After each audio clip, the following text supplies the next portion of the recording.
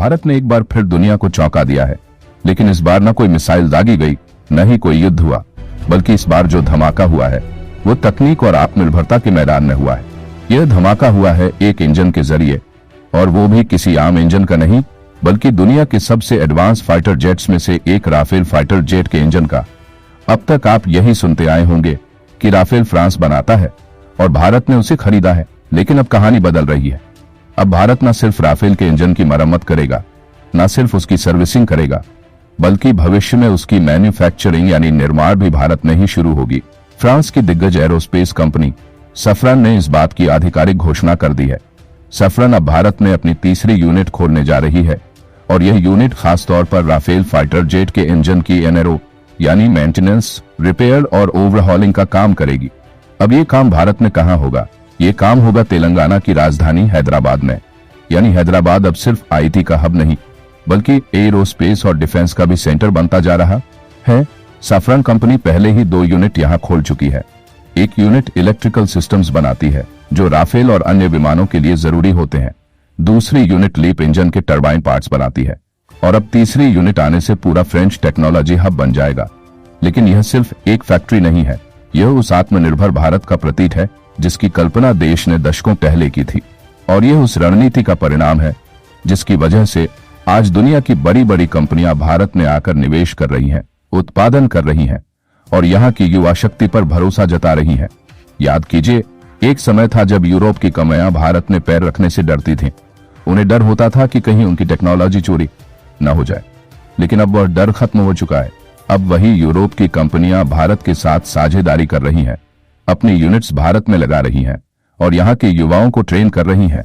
अब इससे न सिर्फ भारत को रोजगार मिलेगा, बल्कि एक बहुत बड़ी बात यह है कि जब राफेल के इंजन में कोई खराबी आएगी तो उसे फ्रांस भेजने की जरूरत नहीं पड़ेगी। अब वही काम हैदराबाद में होगा। इससे न केवल समय बचेगा, बल्कि खर्चा भी बचेगा और भारत को तकनीकी ज्ञान भी मिलेगा। यही तकनीकी ज्ञान भविष्य में भारत को पूरी तरह से स्वदेशी इंजन बनाने की ओर ले जाएगा। और यही वो मकसद है जिसकी शुरुआत देहरादून ने कावेरी इंजन प्रोजेक्ट के रूप में की थी। यह प्रोजेक्ट पहले थोड़ी धीमी गति से चल रहा था, लेकिन अब सैफरन जैसी कंपनियों के भारत में आने से यह प्रोजेक्ट भी एक बार फिर रफ्तार पकड़ चुका है। और बात सिर्फ इंजन की नहीं है। अभी हाल ही में फ्रांस की दसॉल्ट एविएशन और भारत की टाटा एडवांस सिस्टम्स के बीच 4 बड़े प्रोडक्शन एग्रीमेंट साइन हुए हैं। इन एग्रीमेंट्स के जरिए अब राफेल जेट्स के स्ट्रक्चरल सेक्शंस यानी उनका फ्यूजलेज भारत में ही बनेगा। मतलब अब भारत न सिर्फ राफेल खरीदेगा, बल्कि उसके हिस्से बनाएगा और दुनिया को एक्सपोर्ट भी करेगा। यानी अब भारत केवल खरीदार नहीं, बल्कि एक बड़ा सप्लायर बन रहा है। इससे पहले भारत केवल उन्हीं हथियारों को एक्सपोर्ट करता था जिनका प्रोडक्शन रूस की मदद से होता था या जिनका लाइसेंस भारत के पास होता था। लेकिन अब फ्रांस के साथ इस नई साझेदारी के जरिए भारत पूरी तरह से नई तकनीक को अपने देश में विकसित करने की ओर बढ़ रहा है। अब बात करें इस सब का असर किन किन देशों पर पड़ेगा, तो सबसे पहले बेचैनी होगी चीन को, क्योंकि चीन हमेशा से ही खुद को टेक्नोलॉजी सुपर पावर कहता आया है। लेकिन उसकी असलियत यह है कि उसके फाइटर जेट्स आज भी चोरी की टेक्नोलॉजी पर आधारित हैं। जबकि भारत अब फ्रांस जैसी उच्च तकनीक वाली कंपनियों के साथ मिलकर न सिर्फ जेट्स के इंजन की मरम्मत करेगा, बल्कि उनको बनाएगा भी। दूसरा देश जो बेचैन होगा वह है पाकिस्तान, क्योंकि पाकिस्तान के पास न तो टेक्नोलॉजी है, न ही पैसा और न ही रणनीति। उनके पास बस पुराने और दिखावटी जेट्स हैं, जैसे JF-17 जिनकी असलियत पूरी दुनिया जानती है। तीसरे नंबर पर बेचैन होगा तुर्की और अजरबैजान तुर्की और अजरबैजान जो पहले से ही भारत और आर्मेनिया के बीच बढ़ते डिफेंस सहयोग से डरे हुए हैं। अब जब भारत जैसे देश को फ्रांस जैसे टेक्नोलॉजी धनी देश से सीधी साझेदारी मिल रही है, तो ये देश और भी ज्यादा बेचैन हो जाएंगे। अब बात करें भारत के लिए इसका क्या मतलब है, तो ये सिर्फ एक तकनीकी विकास नहीं बल्कि डिप्लोमेटिक जीत भी है। क्योंकि आज जब अमेरिका जैसे देश ने भारत को इंजन देने से मना कर दिया था, उस वक्त फ्रांस ने भारत का हाथ थामा और फ्रांस ने न सिर्फ इंजन सर्विसिंग की यूनिट भारत में खोलने का फैसला किया, बल्कि राफेल के ढांचे का निर्माण भी भारत में शुरू करवाया।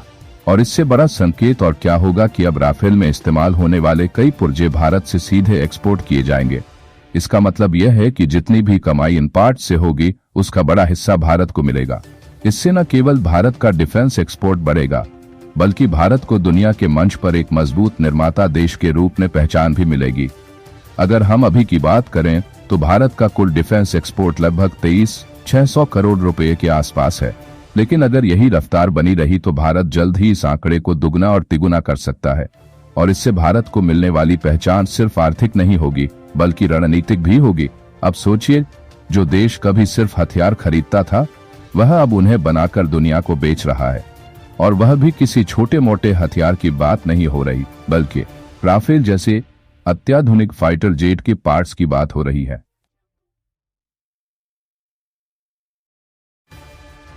2025 के अंत तक सफरान की इस नई यूनिट से 150 लोगों को रोजगार मिलने की उम्मीद है और 2026 तक यह संख्या बढ़कर 750 से भी अधिक हो सकती है। यानी न केवल टेक्नोलॉजी आएगी बल्कि हजारों भारतीय युवाओं को रोजगार भी मिलेगा। लेकिन रोजगार से भी बड़ी बात यह है कि भारत को इंजन की सर्विसिंग और मरम्मत से जुड़ा वह तकनीकी ज्ञान मिलेगा जो आने वाले समय में भारत को अपना स्वदेशी इंजन बनाने में मदद करेगा। और जब एक बार भारत इस ज्ञान को हासिल कर लेगा तब न कोई भारत को इंजन देने से मना कर सकेगा, न ही भारत किसी देश के भरोसे रहेगा, बल्कि दुनिया भारत से इंजन लेने की लाइन में खड़ी होगी। और यही तो असली आत्मनिर्भरता है। सफरन कंपनी के टॉप अधिकारी पियरे फर्नांडिस ने खुद इस बात को माना है कि उन्हें तेलंगाना सरकार से पूरा समर्थन मिला है और वह भारत को ग्लोबल एरोस्पेस हब बनाने के लिए पूरी तरह तैयार है। आज हम जहां खड़े हैं वहां से आगे का रास्ता बिल्कुल साफ है। भारत अब सिर्फ सर्विस सेंटर नहीं रहेगा बल्कि मैन्युफैक्चरिंग सेंटर बनेगा। आज इंजन की सर्विसिंग शुरू हुई है, कल उसकी मैन्युफैक्चरिंग भी भारत में ही होगी, क्योंकि भारत का बाजार इतना बड़ा है कि जो भी कंपनी एक बार यहाँ आई उसका यहाँ से जाना लगभग नामुमकिन है। और यही वजह है कि अब भारत में लगने वाले हर पुर्जे पर मेक इन इंडिया की मोहर लगाई जाएगी। ये सिर्फ व्यापार नहीं है, यह एक भरोसा है, एक ऐसी साझेदारी है जो भारत और फ्रांस के बीच रिश्तों को और मजबूत बनाएगी। और हमें गर्व होना चाहिए कि जब दुनिया ने हमें नजरअंदाज किया तब फ्रांस हमारे साथ खड़ा हुआ। जब अमेरिका ने इंजन देने से मना किया तब फ्रांस ने कहा भारत तैयार है, हम साथ हैं। तो चलिए इस उपलब्धि पर भारत को बधाई दें। इस वीडियो को लाइक करें, शेयर करें और चैनल को सब्सक्राइब करें ताकि आने वाले हर नए अपडेट की जानकारी आपको सबसे पहले मिले। जय हिंद, जय भारत, जय श्री राम।